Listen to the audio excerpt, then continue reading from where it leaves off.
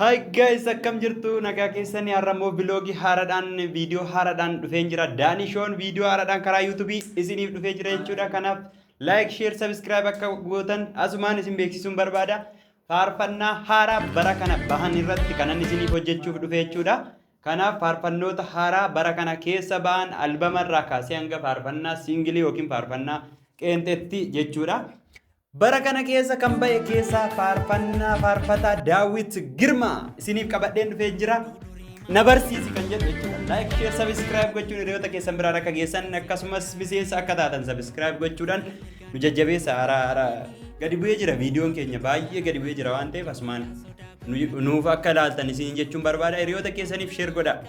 Faarfannaa bara kana dhufe keessaa na barsiisi kan jedhu viidiyoo otoo hin taane laayireeksii haaraadha jechuudha. Faarfataa Daawit Girmaa dhugaa dubbachuuf faarfataa baay'ee beekama, baay'ee cimaadha, nama jabaadha jechuudha. Asumaan galatoome jechuun hin barbaada. Sababni isaas jechoonni inni faarfannaa tokko faarfachuudhaaf jechoonni inni ittiin faarfannaa sana qindeeffate akkasuma muuziqaa akkaataa garaagaraatiin kan qindaa'edha jechuudha. Warroonni muuziqaa isaas kan hojjetan baay'ee galatooma jechuun barbaada. Asumaanii gara faarfannaatti. Faarfannoota isaa keessaa faarfannaa yeroo dhiyoo kana kan ba'an keessaa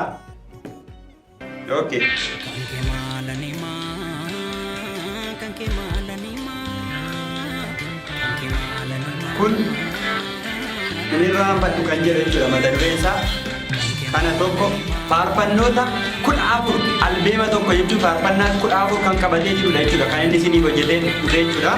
Akka dhaqxanii ilaaltan asumaan akkaawuntii hojjetan meeshaan isiniif godha jechuudha. Dubbii namaatu fuggisoo taate dubbii namaatu fuggisoo taate toora haqarraa yoo gaarreeffatu gara jabinaa haala irraa keenya kan jedhu raaruuf cabsee maal naaf dhoksitee takabdee tamudaako jaalala kee dhuman qabne sanaani jaalala kee muuziqaa baay'ee ajaa'ibaadha. Naaf wakitaatee karaan koo qajeelee waan hundumtuu haalli koo eeggalee eeguu qabaasi barbaada halee faaraan na barsiisi kan jedhu. Ni hundaan deeguuni birmadummaa dhasiif gajechuuni yoo obsanii guyyaa kee eeggachuuni. Iddoo biraa baay'ee jiraachuurra addunyaarra yaada buufachuurra guyyaa tokko diiketu caala waaqayyoon ansi qofaan ilaala. Si jijjiiru dhugaa dhaalaani si malee qabu keessa falaani ati dharraa guyyaa guyyaatti hamma kee giraanaan laftu baati. Ayyaanaani malee hin jabaanne ani. Ayyaanaani malee cimantaane ani. Ayyaanaani malee hin dhaabanne ani. Ayyaanaani malee hin jajjabaanne ani.